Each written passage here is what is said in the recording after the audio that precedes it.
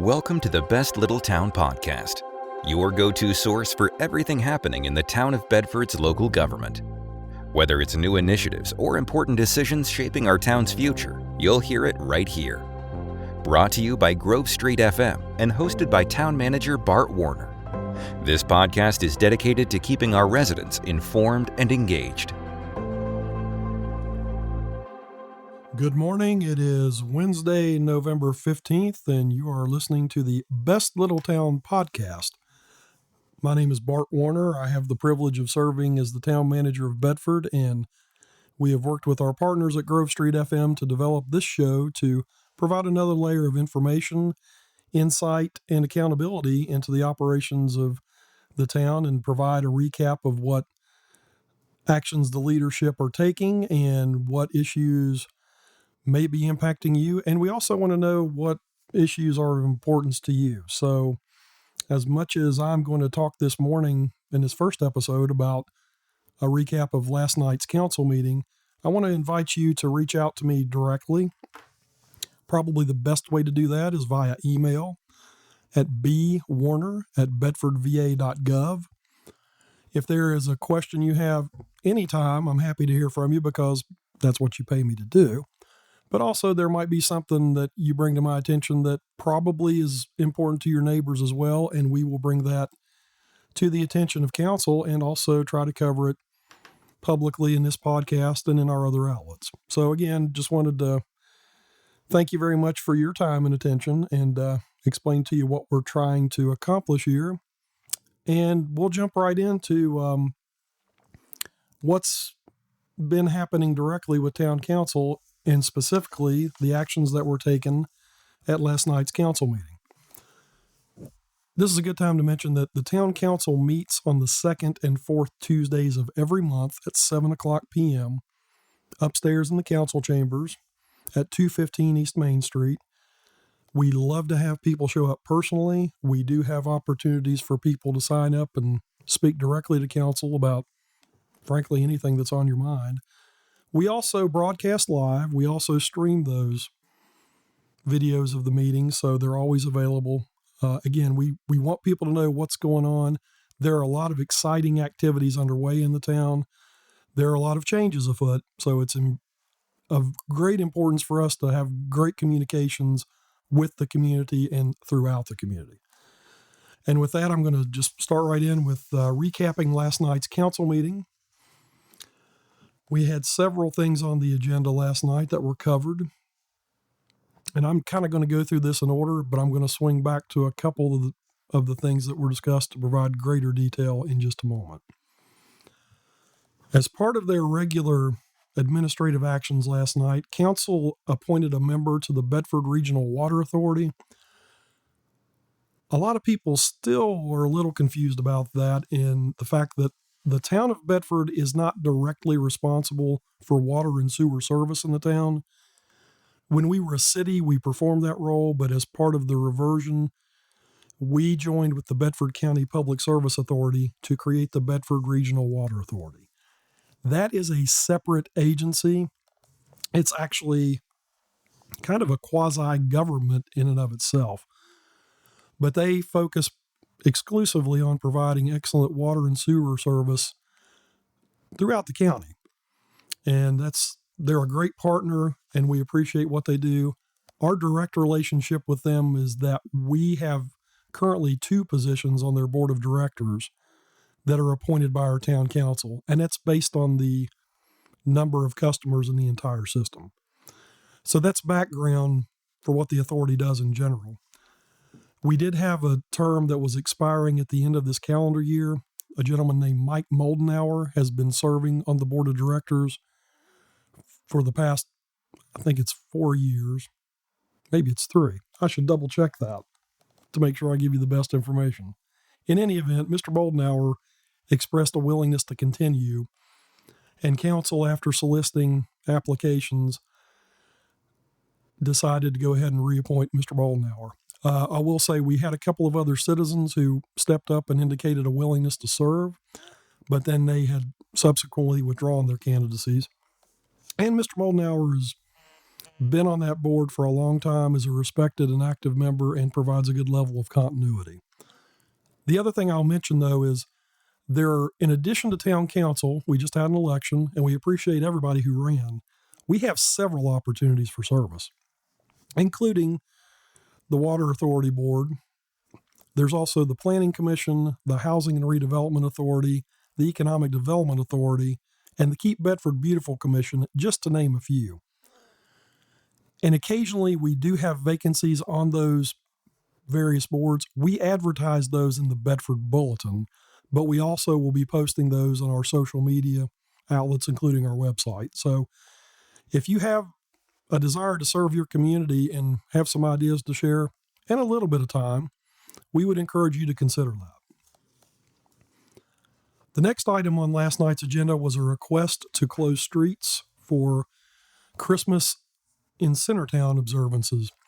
Jonathan Hayden has been our partner for a long time in decorating the Centertown Plaza and hosting an event to kind of kick off the holiday season in Bedford, although maybe some of us have already started our own observations and displays there.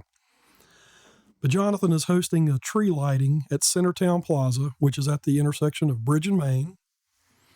And the event will start at 2:00 p.m. on Saturday, December 2nd. And the official, if you will, town Christmas tree in Centertown Plaza will be lit at 6:00 p.m. Jonathan always does a great job with that event. It's a highlight of the community. And while I'm thinking about it, December 2nd, the first Saturday in December in Bedford is always huge. The Bedford Family YMCA will host their Peaks of Otter Christmas Classic 5K run on the Loop, which we'll talk about the Loop more in this podcast as we go along, but that's going to be Saturday morning. The Christmas parade will take place later that morning and right around noon, I believe. I need to verify that. And then we have the event in Centertown Plaza I just mentioned. Also, the National D-Day Memorial has their Flames of Memory Luminary event that weekend. And the day before that, I believe, the former Elks Home will have their annual Christmas light display.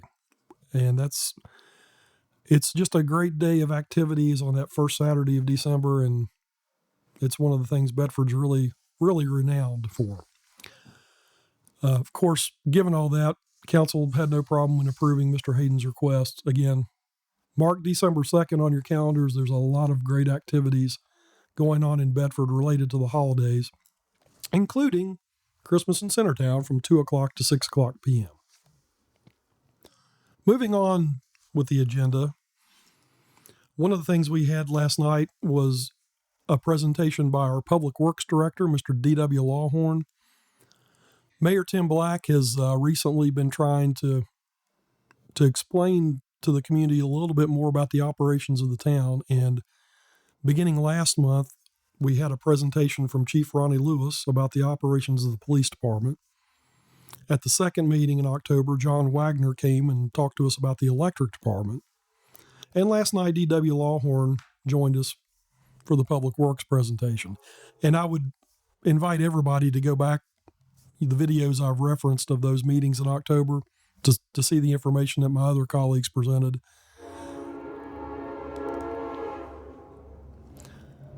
Very good information. Again, we want people to understand clearly how we do our jobs and what we do.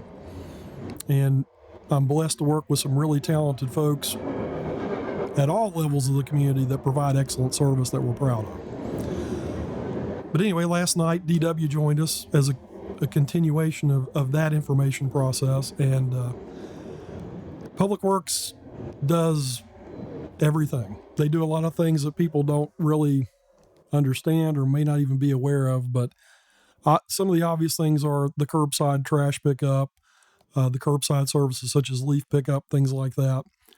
You know, trash is a weekly occurrence. That's kind of visible. It's not an easy job, but our folks are really good at it, and they pretty much have it down to a science.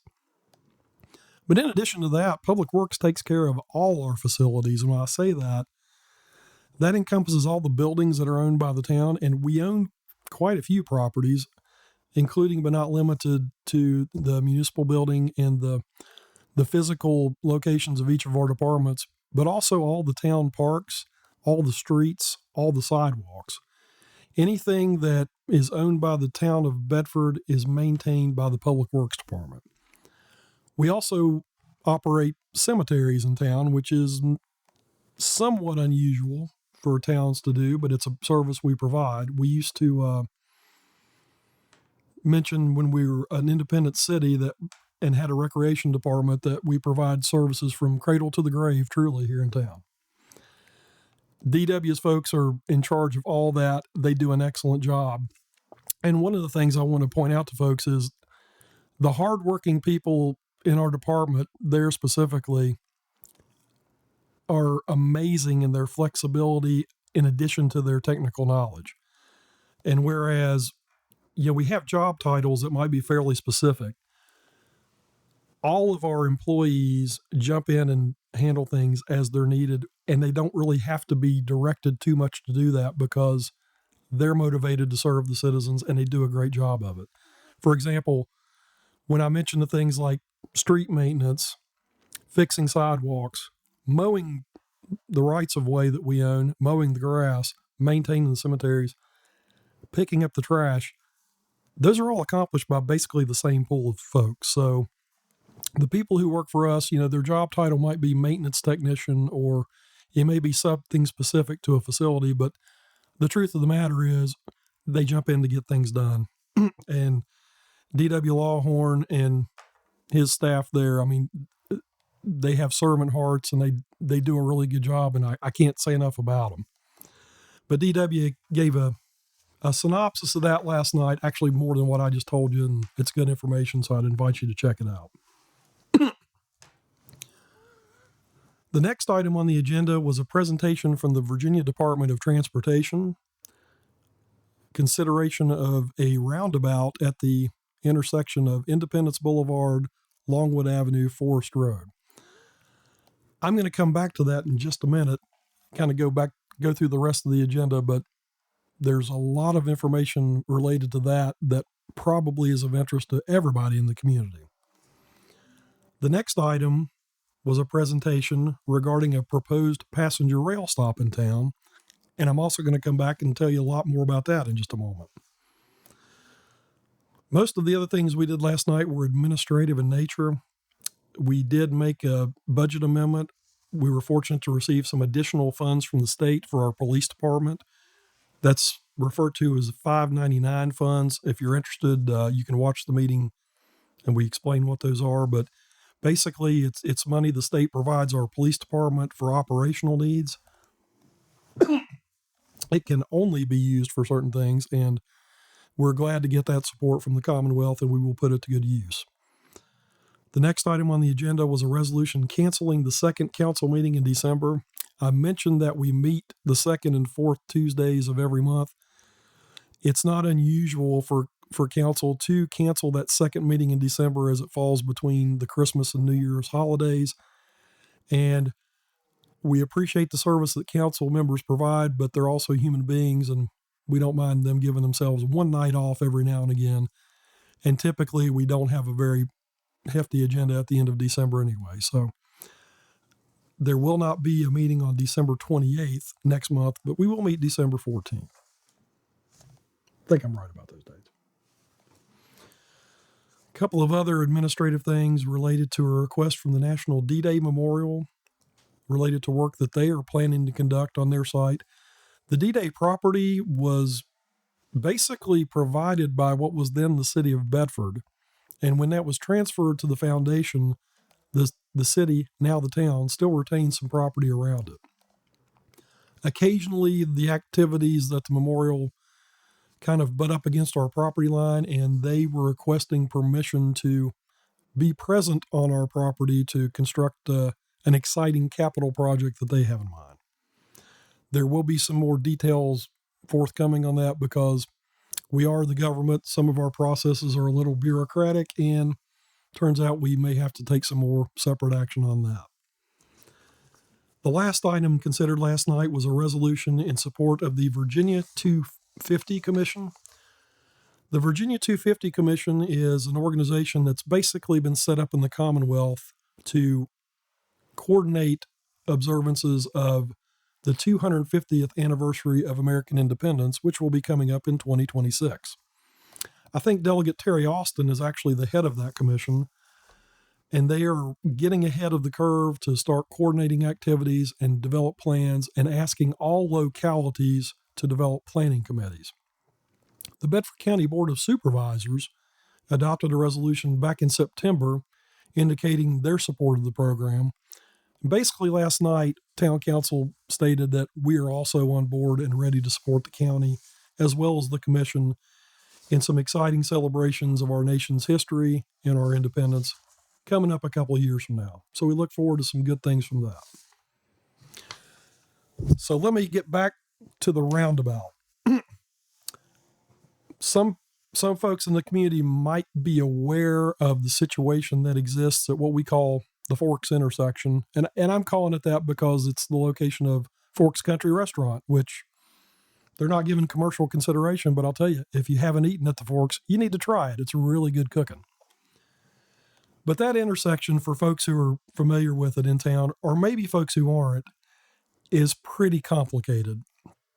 It's better to look on a map, but it's the intersection of 122 and 221, and it's always fun to try to keep those numbered routes separate and not confused, and I struggle to do that myself. But there is a lot of activity that takes place at that intersection. Coming from town, Longwood Avenue eastbound leads out of town. Coming from the Forest area, Forest Road comes into town. That's Route 221. Coming from the south is Independence Boulevard, which is Route 122. And coming from the north is Big Island Highway, which is the northern portion of 122. Near that intersection are the Shell gas station, which conducts a great deal of business. Advanced Auto is near there. Of course, I mentioned the Forks restaurants right there. Food Line Shopping Center is pretty close there. And then also, I mentioned Big Island Highway is the route on which Liberty High School is located, as well as Liberty Middle School. So if you're passing through town or through that intersection, particularly at about 8:20, 8:30 in the morning on weekdays, you're going to probably see a lot of traffic, and you're probably going to sit at the light for a little bit as it cycles, mainly in conjunction with the traffic going to school, and then also the folks coming back who drop off their kids, like me. Again, at about 3:30 to 3:45, you'll experience a similar condition as the Liberty High School and Liberty Middle School students are let out. We've noticed that activity for quite a long time, and our folks at the Virginia Department of Transportation have been paying careful consideration to that. We actually talked a few years ago about the issues related to that traffic and the way it functions at that intersection. And we had some discussions then about what to do about the various points of conflict at that intersection. And if you look at the map from the air, it's really complicated. We did study it in depth once about 10 years ago. And when you think about a four-way traffic intersection, there's a lot of points of conflict potentially between vehicles. In this particular case, given the fact there's also a neighborhood located kind of back behind the Food Line Shopping Center that has to have access, there are about 27 potential points of conflict at that intersection. Fortunately, we have not had very many accidents there. However, VDOT has been keeping track of that. And last night, Todd Daniel, who is our resident engineer here in Bedford, gave a presentation on their findings. And he indicated that as fortunate as we have been in that we haven't had any fatal accidents at that intersection, we are seeing an uptick in conflicts there, and there have been several accidents, some of which have included personal injury. So that's got their attention, and they're looking at possible ways to address the existing situation and also looking forward at future impacts. One of the common themes I'm going to talk to you about for as long as we put this podcast out is that Bedford is growing. Change is with us. We've been talking for years about the fact that it's coming. It's here.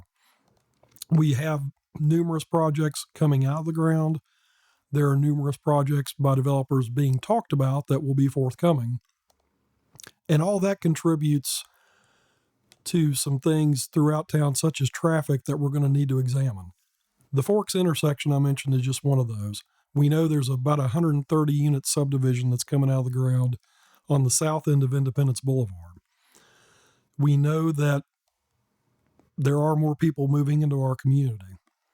And so VDOT, in an effort to address safety issues primarily, is looking at ways to move that traffic more efficiently. One of their approaches, and we've seen that elsewhere, and you're probably familiar with examples around us, is to construct roundabouts, which are designed to eliminate or reduce these traffic conflicts and the impact of accidents. Now, Mr. Daniel acknowledged last night that it's a change and it's something new, and I will say personally, I think they do a good job of explaining why they're proposing these changes to these intersections. They are logical on the ground when they're here, but it's a significant change, and I'll admit that I'm a person who's somewhat resistant to that myself. But based on the presentation last night, council heard what VDOT said and agreed that this is worth looking into. And when I say that we're looking into it, there is a process whereby this could happen.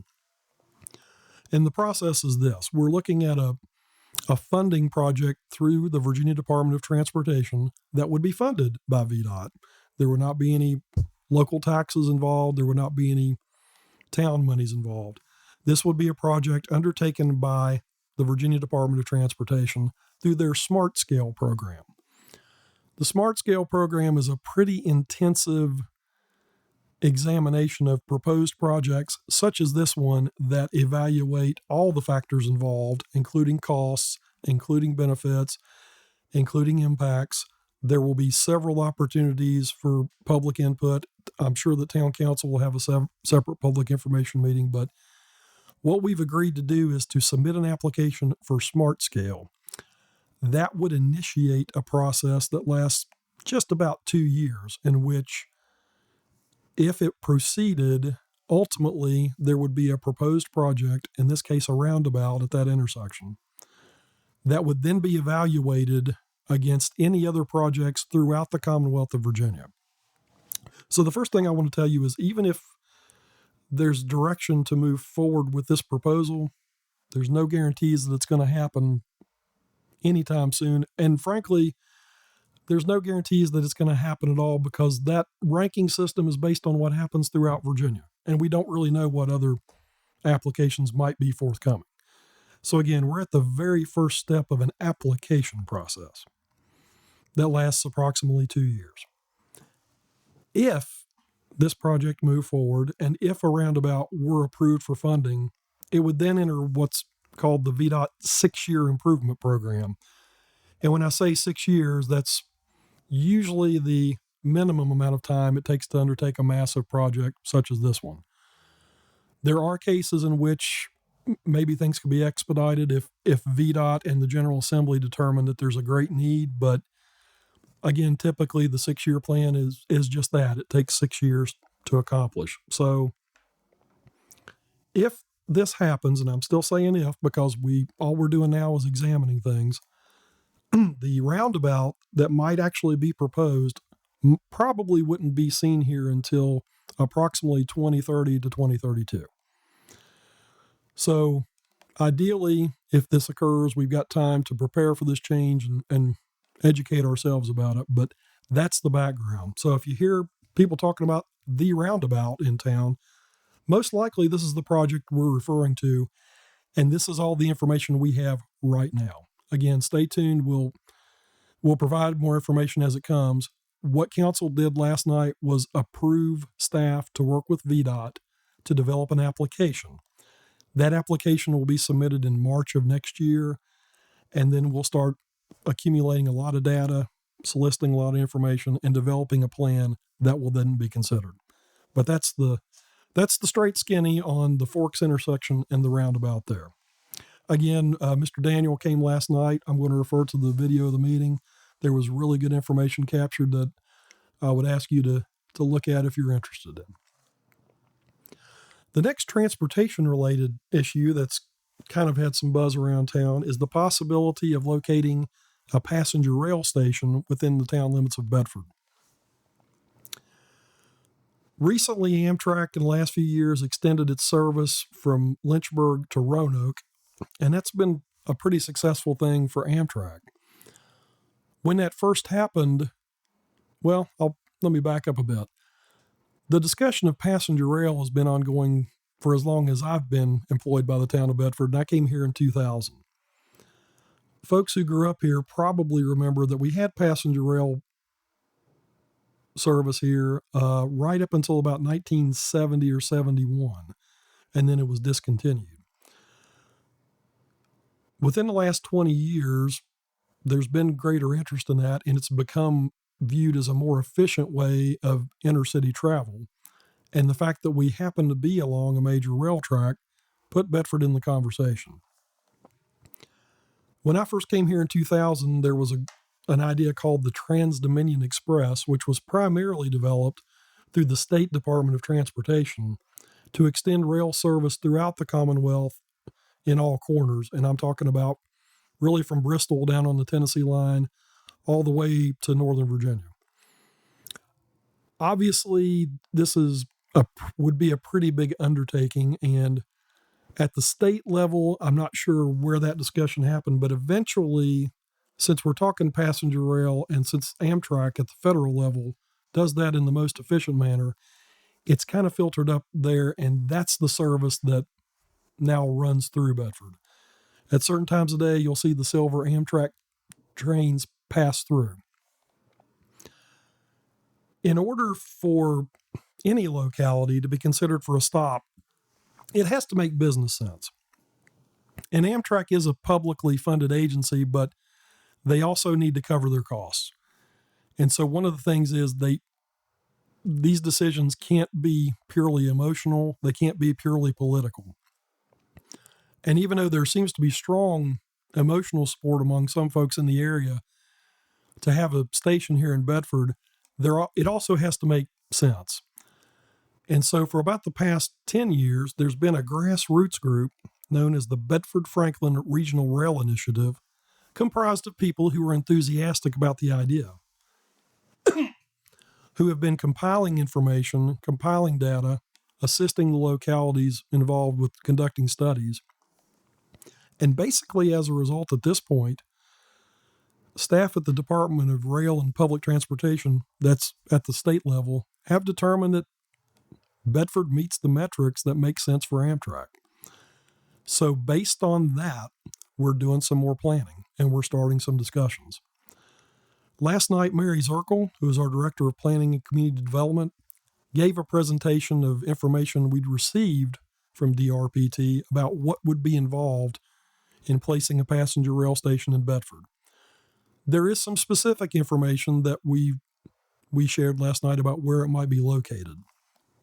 And after a lot of discussion over the years, including negotiations with Norfolk Southern, who own the rails themselves, it's been determined that the most likely place for a passenger rail station is going to be in the area on the other side of the tracks from the Bedford County recreation fields in the middle of town.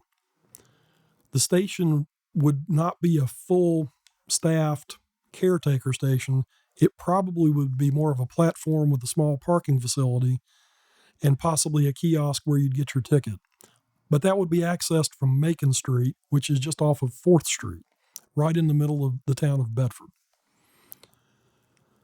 Of course, there would be several improvements that would need to be made, and there would be a local match involved. We're looking at a federal funding program for this to share some costs related to the project itself. Right now, we think the cost overall of constructing this passenger station would be a little over $20 million. But we're looking at using the federal grant that would involve federal money for that at the greater extent compared to what would need to be generated locally. For this to happen, what we're hearing currently is that 20% of that cost, which amounts to about $4.6 million, needs to be generated locally. Now, when we say generated locally, that can mean any number of things.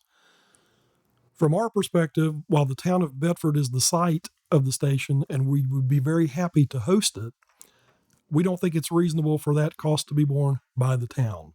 So we are examining other grant opportunities. We're going to be contacting our legislators. We're going to be talking to transportation folks about any other opportunities to reduce that cost. But we're also going to be talking to our neighbors in Bedford County and Franklin County. As I mentioned, that regional rail initiative, one of the things we found was that a significant number of folks in the lake view Bedford as their town, which we appreciate. And a lot of the enthusiasm for the station actually came from that area. So at the staff level, I'm going to be talking with my colleagues in Bedford County and Franklin County about their willingness to participate and what that might look like. Again, similar to the roundabout, I'm going to tell you nothing is definite yet. There's no commitment to anything happening. It's a possibility, and it's something we're exploring. Time-wise, I don't really have a projection on when this might happen. The first thing we need to do is figure out what the plans look like, how much they cost, and how that would be paid for. If we figure that out, we still have to get authorization from the appropriate state and federal authorities. But for anyone who's interested in the passenger rail station issue, that's actually got some legs to it, and it's been a long process. I will say it's very possible at this point. We just don't know when. And frankly, we still don't know if. So that kind of covers everything that council talked about last night. And I did think these two particular projects might be of interest to those of you who are listening and want to provide those details. I will be back in a couple of weeks. Council meets again on December the 28th. I'll be back in a couple of weeks. Council meets on November the 28th. And the following Wednesday, I'll be back to provide you a recap, and I'll also look forward to providing information in an expanded way about other issues that I think you might be interested in. But again, if there's a topic that you need information about, contact me anytime. Email is probably best at bwarner@bedfordva.gov, and I'll be happy to provide more information. Again, council meets the second and fourth Tuesdays of every month, unless they don't. So the next meeting dates are November 28th, December 12th. We will not be meeting December 26th, but we'll pick back up in the regular schedule in January. We hope to see you personally in our meetings, but if you can't attend personally, please log in, check out the videos, go back and look at the old videos. Feel free to contact us anytime. We're happy to get your input. We're excited about the things that are going on in the community. We also have some challenges, though, and we really need your input and your help for some of the heavy lifting there. Again, my name's Bart Warner. I serve as your town manager, and I'm happy to do anything I can to help this place out because personally, I'm happy to be here. I think Bedford's a great community. I think its best days are ahead of it, and I look forward to working with everybody to advance the world's best little town.